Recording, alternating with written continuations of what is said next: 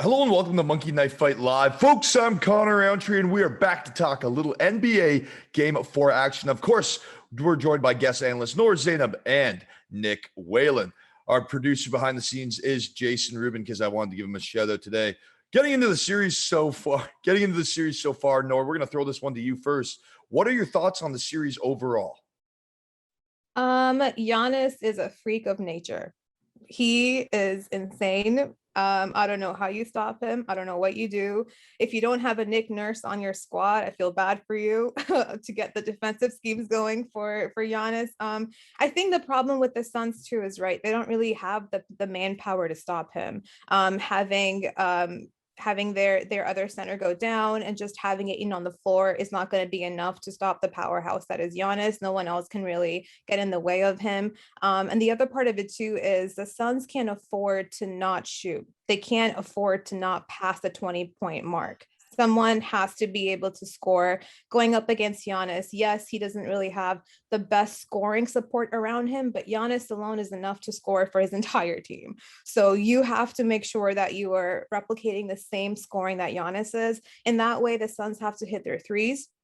I think in game two, we kind of saw this in the first half, this battle of threes versus twos, right? Where Suns were going ham from the perimeter and the Bucks were just going crazy at the rim and at the paint. And even through that, you kind of saw that even if the Suns have no one to stop Giannis, what they can do is just shoot lights out from three. And in that way, we saw that the Suns won because the 3-point at the end of the day is a lot more than the 2-pointer. So as aggressive as the Bucks were, because the Suns were making their shots, they ended up getting that game. Same thing didn't happen in game three because I think the Bucks kind of found an answer for Booker. We did have this conversation last show where we said that it could have been him slowing down could be a result of how he's gotten injured, and that's just kind of been the slippery slope from that point on. But I also think Bucks have just really, really good defenders for Booker. They have Drew, who's amazing for one-on-one. He's really made his shots very difficult. Then you have Middleton, who comes in and helps him out, and he's been amazing on that point too. And then you also have PJ Tucker, and I feel like PJ Tucker has kind of gone away from the talk of being able to stop Booker just because you see so much Drew and Middleton on him. But if you saw last game, but PJ did a really, really good job being super aggressive on Booker, and he made sure that every single shot that he took was contested. So it's going to be interesting to see what happens. I think for Suns tomorrow, the biggest thing is going to be to make sure that Ayton doesn't get in foul trouble. We saw when he got into foul trouble, they had no one to stop Giannis. No one could do anything for Giannis. Giannis was just trailblazing through. So I think that's a wake-up call for them in that regard, but it's going to be interesting to see what happens. Nick, the crowd and or audience, as Noor put it, was definitely engaged in Milwaukee. How do you think that played a role into the Bucks' big win on Sunday? Yeah, what an audience they had both in and outside of the arena. They kept showing the audience over and over on TV. I think the audience behaved well for both acts of the game, Act 1 and Act 2. My team's in Florida. Okay, I forget what the crowd is called. Let me live. I think Game 3 was exactly the game Milwaukee needed, because I thought really for the first half it felt a lot like games 1 and 2, where you're like, wow, okay, the Bucks are playing pretty well. Some shots are going down. They have no answers for Giannis, like Noor said. And then you look up and they're only leading the game by like 3 points. And you're like, this should be a 15-point lead, because that Suns run is coming at some point. And, Milwaukee was able to push it, I think, close to 15, midway through the third quarter. And then Phoenix did make its run. I want to say it was 74-70 at one point. And in games 1 and 2, that would be the breaking point for Milwaukee, where, Jay Crowder would hit back-to-back threes and Drew Holiday would just punt the ball into the upper deck. And all of a sudden Phoenix would be off and running. But the Bucks finally, showed a little bit of chutzpah, for lack of a better term, and Holiday led the way. I think Giannis rightfully gets a lot of credit for how well Milwaukee played in this game, but Drew Holiday was finally hitting a lot of those like borderline, I don't know if he should be taking this type of shots that weren't going down in games 1 or 2. And honestly, I felt like he going 5 of 10 from three, didn't even get to the free throw line, and to still have that kind of game, essentially just making jump shots, was huge. But the main overarching point, like Noor alluded to, is that if DeAndre Ayton is in foul trouble, and he was in mild foul trouble early in this game, ended up finishing with 5 fouls, only played 24 minutes. you can't expect, to get him in that kind of foul trouble where he's playing fewer than 25 minutes on a game-to-game basis. But if you could get him 2 fouls, early in the first quarter, and at least make the Suns think about that. And it's not even about getting DeAndre Ayton off the court. It's about who's behind him. They basically used their 10th overall pick on Jalen Smith from Maryland to be their backup center. And he's been terrible. He was hurt early on. He had COVID, and he just never really became a piece for them. All of a sudden, Dario Saric tears his ACL, and we see Frank Kaminsky playing 14 minutes in Game 3 of the NBA Finals. So it's partially about getting Ayton off the court, but it's more about getting the guys behind him onto the court. And that's where we really saw Milwaukee take advantage. Wisconsin Badger Frank Kaminsky, FYI. It's amazing how people have turned on him. Like he was booed. I actually went to the arena to watch Game 2 with some friends, and when he checked in, it was like unanimous boos for Frank Kaminsky, like one of the greatest Wisconsin athletes of all time. Well, that's talking about another great Wisconsin athlete, maybe not the University of Wisconsin, Giannis. What he's doing right now is pretty crazy. I mean, well, he plays in Wisconsin right now. Yes, we know he's from Greece. Goodness gracious. I obviously he didn't play at the university. He plays in Wisconsin now, playing for the Milwaukee Bucks. The finals, he's playing absolutely lights out. But the question is it as a historic final run if the Bucks don't win the championship? Nick, we're going to throw that one to you first because, yeah, you said you were in the stadium for Game 2 there with the fans. How is the vibe around Milwaukee regarding the Greek Freak right now? I think Giannis' stock is as high as ever. And I mean, his approval rating doesn't really change. Guys like Middleton and Holiday, the entire state kind of goes back and forth on those guys from game to game. But for one, Giannis doesn't really have bad games. He doesn't play. He never plays poorly enough that it really causes anybody to question anything.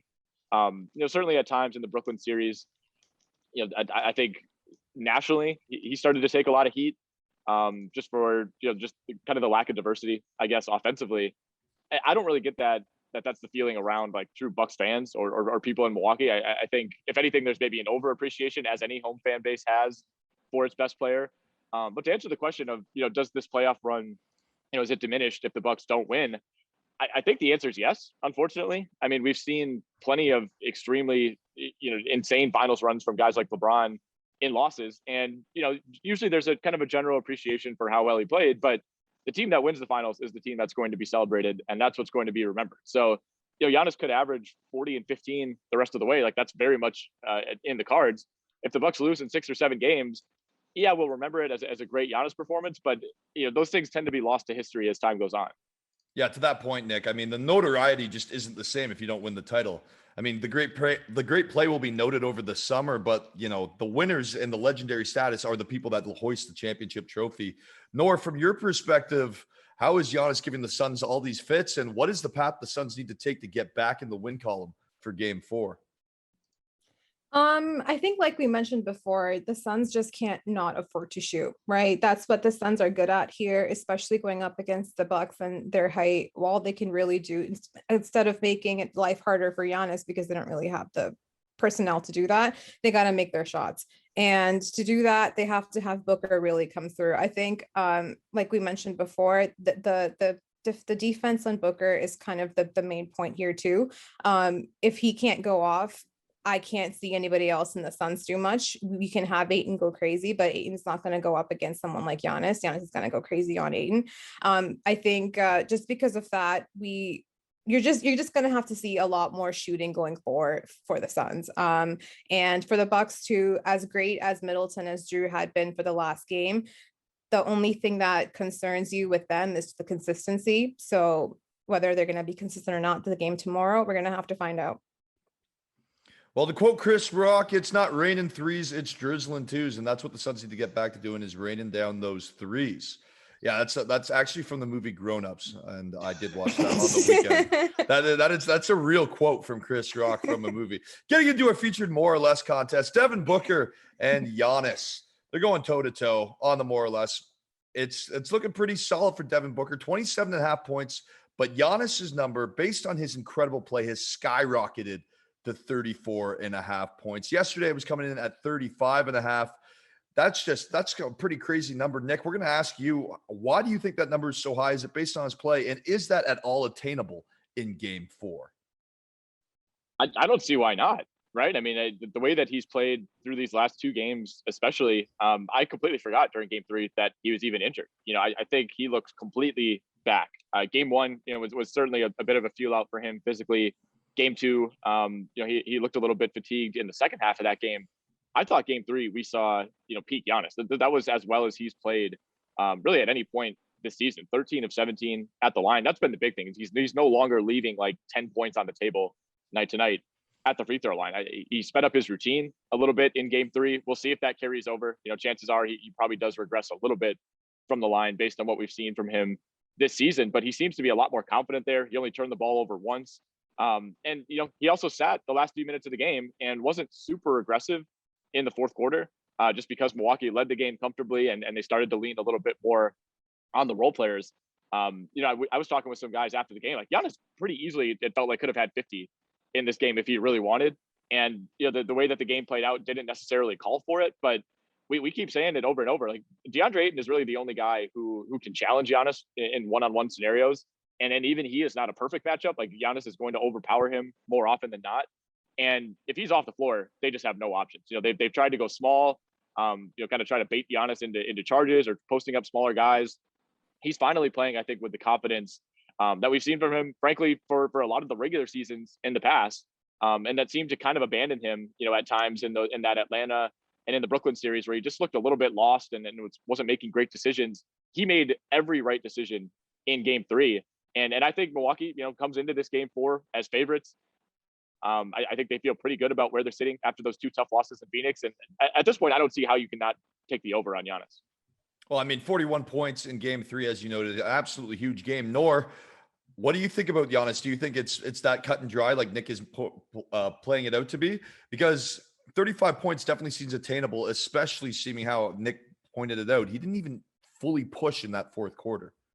Yeah, that's a really, really good point to make, right? Because he didn't play that much at all. He had limited minutes that he went off of, and that's exactly how much he scored. And I think Stan Van Gundy's not going to like to hear this if he's listening today, but the playoffs are big about matchups. And just because of the way that the Suns are built and the way that the Bucks are built, we saw in the regular season too, right? Giannis ate whenever they played against the Suns. Granted, they won, but each game he had 40 something points. Same thing that we're seeing here in the playoff series, especially if you're not having Dario, who's off, and you just have to rely on Ayton, who's going to have to come through. And if you put Ayton in foul trouble, which the Bucks can, get around it again, what's going to happen? Who's going to really stop Giannis? So I don't think they have an answer for Giannis. I think in this series, Giannis can eat as much as he wants to. It's just going to be a matter of if he's going to have the support around him. But in terms of his matchup itself, yeah, he can go 40 to 50, just like Nick said. Yeah, I'm going to have to agree with both of you. Nor, you're not wrong. I mean, he had 80 points in 2 games. So literally averaging the 40 better. He's looking healthier. So take the more on Giannis. And that's where I feel comfortable as well. But changing now over to Devin Booker. We talked about it last time. Nick didn't think that the nose injury is really playing into anything, but the numbers are showing a little bit. He's slowing down. Well, not really a little bit. 10 points in game 3. That's not really where you want to be, especially for your all-star. Nor, we'll give this one to you first. What you said he has to shoot, but does it have to be better looks? Does he need some help from other people? What is the key to getting Devin Booker back to scoring at least 20 points to help the Suns? I think it's a mixture of what you mentioned before too, right? Like, I don't think we want to say that an athlete, when they get injured, they would want to not make any excuses. They're going to say that no matter what happens, they're not going to hold themselves up to that standard because they know they're capable of whatever. But if you look at the stats, like you mentioned, he has been going downhill since he got that injury. And I would just like to imagine, as a player, I've never played basketball and obviously professionally, but I'm just imagining getting your nose broken and being in a very, very physical sport. Just imagining, going through that, I feel like it would kind of set off your perception, especially if you're going back and forth from masks or whatever. I know it sounds like excuses, but I'm just saying, like, I feel like it could be a factor in it. On the other hand, Bucks are a great, great, great defensive team. They've really just made life very hard for Book. And the one thing that they do is they make sure that each shot that he takes is contested and contested with a hand. So their hands are up in his face.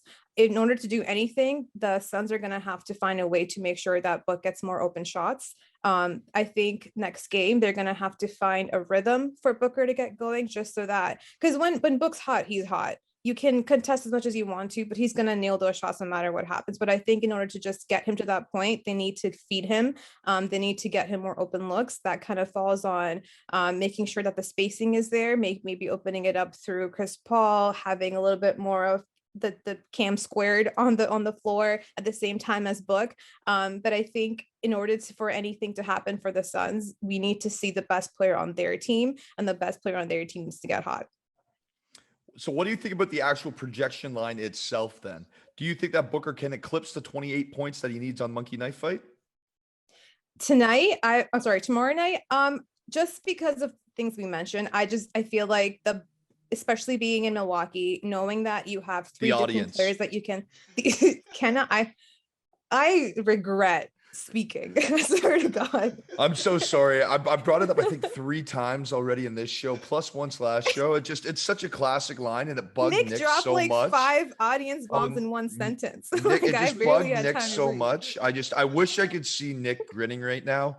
Unfortunately, both of our guest hosts had to call in, but we got the show going for you, for everyone at home anyway. But Nor, yeah, I think you're right. Milwaukee at home, they're looking good. The audience has been engaged, as you would say. And Nick, how do you see Devin Booker playing in Game 4? I think he certainly plays better than what we saw in Game 3. But if you're talking about that number, 27.5, I think he falls somewhere in the like 24 to 26 range. I would be inclined to go under. Again, he's not going to play as poorly as he did on Sunday night. That was his worst game of the entire playoffs by a wide margin. And one thing you have to consider too is, like we said with Giannis, this game was over early on, and Booker only played 29 minutes. So, he wasn't having a great night, but if he plays his normal 42, 44 minutes, that total probably looks a little bit better. I think Milwaukee's figured out something defensively. I thought they were a lot more active in terms of, jumping passing lanes, really blitzing guys away from the basket. Drew Holiday picked up Chris Paul 3/4 court for a lot of this game and just disrupted the rhythm. I thought Chris Paul was one of the only Suns players who really showed up in Game 3, and some of the shots he hit were insane, but he had to work for him. Drew Holiday was working him as hard as anybody had. And, PJ Tucker obviously plays kind of a rougher, more physical style of defense on Devin Booker. And in games 1 and 2, Devin Booker, especially in Game 1, got a ton of calls. Not necessarily a bad whistle for the Bucks. I thought Booker did a good job of being aggressive and got to the line 10 times. That helped him get to 27 points.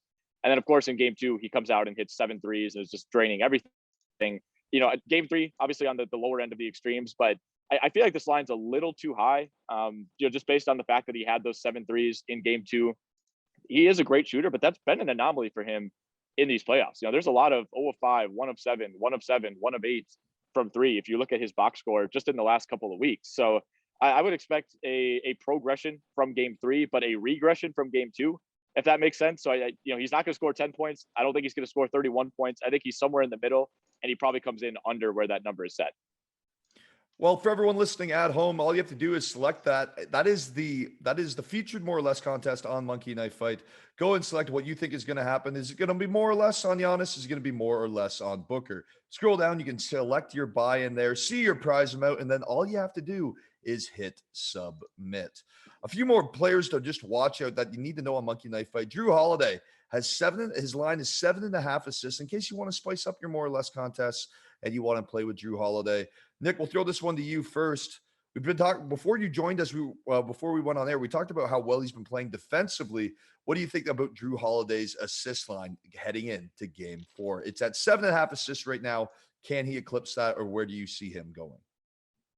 I think he absolutely can. I mean, his lowest assist total, I'm looking dating all the way back to June 19th. So that's his last 10 playoff games. His lowest assist total in any of those games is 7. And he's gone, well over that number, 7.5. And in most of those contests, he's averaging 9.3 assists per game over that span. So I feel like this is a relatively generous number, kind of on the opposite end of the spectrum from that Booker number. And I know on our last couple shows, I keep talking about potential assists, how many of those end up resulting in actual assists. That's really what it comes down to, looking at the opportunities that these guys are creating. Drew Holiday, 16 potential assists in that Game 3. That was the high among all players. Chris Paul only had 12. Campaign somehow had 10. That's kind of a side note, but that's a huge number for Campaign. But when you're getting to 15, 16 potential assists, that's just a massive number. You don't even need guys to knock down every open shot to get to 8 or 9 assists. If you're giving them that many opportunities and they're basically converting half of them, you're going to go over on that prop. Nor, how do you see Drew Holiday's performance in game 4 coming up? Because you said it, you're the one that mentioned it, how well he's been playing defensively. Do you think he keeps that offensive flair with the assist going into game 4? I think so. I think Drew kind of has been their facilitator the past couple series, right? Especially in this one and this entire series, he's been averaging around 8 assists a game. So, like Nick said, I think for Drew, this is kind of a generous number. I know he's capable of more, and I think that even going forward, you're gonna have more guys hit their shots, more guys get more comfortable, and like Nick said, it's all about potential assists too. And just seeing is how his first order of business is to make sure that his guys are getting fed and they're getting going. A guy like that with that mentality, because of his past and because of his trajectory with assists, I don't see how that would change going forward. So I'm gonna go over for that one. Yeah, I like the more there as well. I think Nick really hit it on the head with the potential assists. And then again, back to the point that they're at home in front of a crowd. I didn't give it to you that time, Nor, but they're at home in front of a crowd, and it just they looked like a different team in game 3, and I think that continues on to game 4. Now, we mentioned them earlier. Nick touched on it. It was Chris Paul that only had 12 potential assists in that game 3, but his assist line is 8.5 on Monkey Knife Fight for game 4. A little opposite side of the spectrum there. Nor, how do you think the point god goes, as you put it, in game 4? I think Chris Paul himself, the crazy thing is no one would ever think that someone could give Chris Paul the assist run for his money, right? And then you see Drew Holiday on the Bucks. So I think Chris Paul himself, he's been kind of averaging 8 assists a game too throughout the series. I think 8.5, just given how the guys have been terrible at shooting the past couple of games, and he's still been averaging around 8. And like we mentioned, Book had one of the worst shooting games of his playoffs career in the past game. I don't see that happening again. And I think Book is about bound to hit at least one more shot that's assisted by Chris Paul tomorrow night, at least one more. So I think just going based off of that, and all the support that he has around him, and just the way that Chris Paul is, he's going to make sure that these guys are open. Him feeding DeAndre is a big part of it too. He sees the big man, he understands how to feed him. Those pick and rolls work out really great for the both of them, and I think those really help him in the assist column. So I'm gonna be going over for Chris Paul as well. Nick, you mentioned his play in game 3, how he was one of the better Suns, if not the best Sun on the floor. How do you think Chris Paul adapts into game 4, and where do you think his assists end up? I don't know that he has to really change his approach much for game 4. I think he's been their best player and their most consistent player in this series. When you think of what Chris Paul's done through these first 3 games, it's just like a barrage of unbelievably contested mid-range jumpers that he just makes no matter what. I mean, it's been, as someone who's rooting for the Bucks in this series, it's been insanely frustrating, yet also unbelievably impressive to watch him just knock these down time after time. But in terms of passing, I mean, Nor said it, he's averaging 8, 9 assists in the series. He's had his last 5 games have been 9, 8, 9, 8, 8. So he's been right around this number. It obviously makes a lot of sense that it's set right here. I can't say I feel super strongly one way or the other. It does feel like he's due for a double-digit assist game. But at the same time, he's had a lot of luck in terms of converting these assists. I mentioned the potential assists for Drew Holiday. Chris Paul only had 12 potential assists in game 3 and still had nine actual assists. So, converting those at a 75% rate is higher than you'd expect. With that said, the Suns have, a lot of weapons around him. It's not like that's unsustainable for this team, especially on a night when they weren't shooting the ball all that well. And you would expect virtually everybody. Yeah. To your point earlier, Nick. Yeah, to your point earlier, the fact that Devin Booker only had 10 points. I mean, to Nord's point too, one more shot from Booker hit could be one more assist for Chris Paul, right? Exactly. I mean, obviously, you're not going to expect Jay Crowder to go 6 of 7 from 3, and Chris Paul directly fed Crowder on a few of those, so that's where some of those assists are coming. But Booker's not going 1 of 7. Mikal Bridges was 0 of 2. Both of his were good looks. Cam Johnson 1 of 5. I mean, he had some of those take your breath away. I think he's basically what would have been like a backbreaking 3 for the Bucks that he missed over and over. They got lucky there. Cam Payne 0 of 2. Torrey Craig 0 of 3. The guys who shot the ball well for them, the role players who played so consistently for Phoenix throughout the playoffs. This is the first game in a while that they just collectively did not show up for. And while I do like Milwaukee overall in game 4, I think we obviously get a much more competitive game. And some of these guys who didn't shoot the ball well in game 3 almost certainly will bounce back in that regard. Nor, we're going to move on now. Chris Middleton is his name. His line on Monkey Knife Fight is 24.5 points. We've talked about Giannis. We haven't really talked too much about the other Bucks. I don't think we've really mentioned Chris Middleton today. How do you think Chris Middleton makes his impact in game 4? And do you think that he can get to that 24.5 mark on Monkey Knife Fight? I'll be honest. I think if I were to lose money, it might be this stat line. It's always, if I'm going to lose money, it's on Chris Middleton and his inconsistency, because you just never know. I think this is tough because I think as the series goes on, Middleton just gets better and better. He not only gets better for himself, but he gets better in providing help for Giannis. So you kind of do see the Batman and Robin come through with Giannis and Middleton. I just don't know if tonight is the game for that. However, just because they are at home, they are with their audience and they are in Milwaukee with the crowd, I think I'm going to be inclined to say that Chris goes over. I think they come back from that momentum. He comes back from having a good game. He feels good about himself. And I think just keep carrying what they left off of from game 3. I would give him that. I would say he might go over 24.5. Then again, this is just the one that I'm kind of concerned about, because you never know. It's Chris Middleton. You never know how he's feeling that day. Nick, Chris Middleton had 18 points in game 3. The line is 25 points to win, 24.5. Where do you think Chris Middleton falls in the point range on Wednesday night for game 4? Well, I'll tell you what, the sharps at Monkey Knife Fight are doing a good job with these lines, because after 2 down games for Middleton, where he's totaled 29 points in games 2 and 3, I'm absolutely expecting him to be back in the 20s. The question is, where in the 20s does he fall? And, if I had to set a number, I would say probably 24 or 25. So, of course, the number is 24.5. I'll go over. Nor laid out the case. Like, if you're talking to someone and they say, like, I'm very sure I know how Chris Middleton's going to play tonight, they're wrong. Nobody knows. It's completely random. I don't know if he just, like, spins a wheel and whatever it lands on, he's like, all right, that's what I'm doing tonight. Because that's mood honestly, ring. more or less, man. Like, that's what it seems like at times. He played kind of a strange game in game 3. Played well, 18, 7 and 6, but missed some open shots. Was 3 of 7 from 3, hit some timely ones, missed some that you normally would go down for him. It was kind of a quiet 18, I thought, for Chris Middleton, and I think he does come out more aggressively in game 4.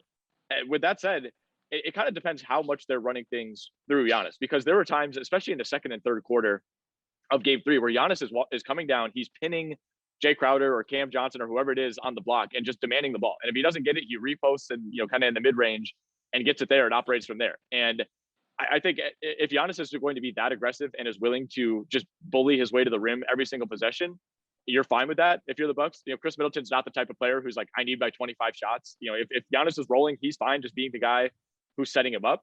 So the question is, does he come out and take 26 shots like he did in game 1? Or are the Bucks rolling? And Middleton played 41 minutes in this game and only took 14 shots. So I guess I'm a little bit concerned that with how well Giannis is playing, it maybe takes a little bit away from that kind of one-on-one offensive responsibility that Chris Middleton normally feels like he has to put upon his shoulders. That wasn't the case in game 3. With that said, guys, we have to just kind of spin the wheel of randomness here. He's gone 2 games in a row under 20 points. That's only the second time in these playoffs that's happened.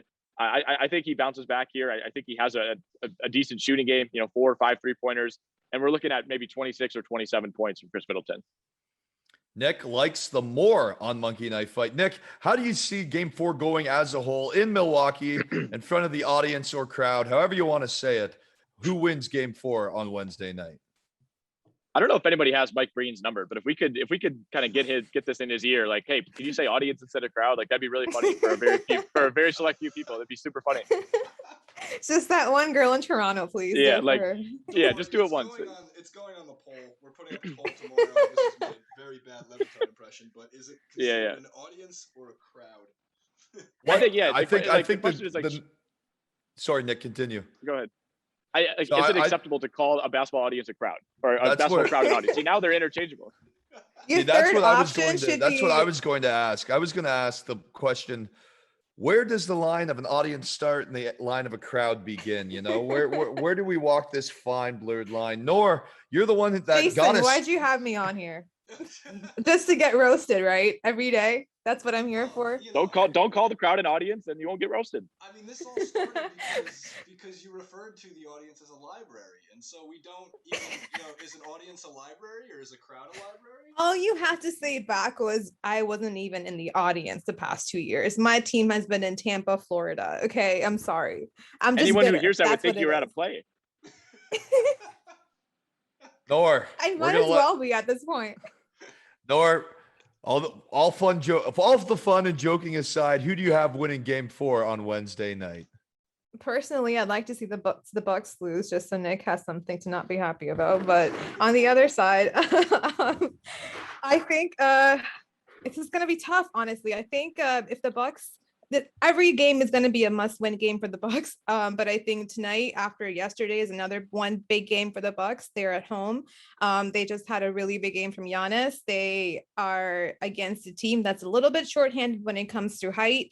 And they just need to get really, really a great consistency from Drew Holiday, as well as Chris Middleton. I think just being at home and having Giannis go crazy, this could be another Bucks game. I don't know if it's going to be a blowout, which way it's going to go. I think it might be closer than we've seen the past few ones.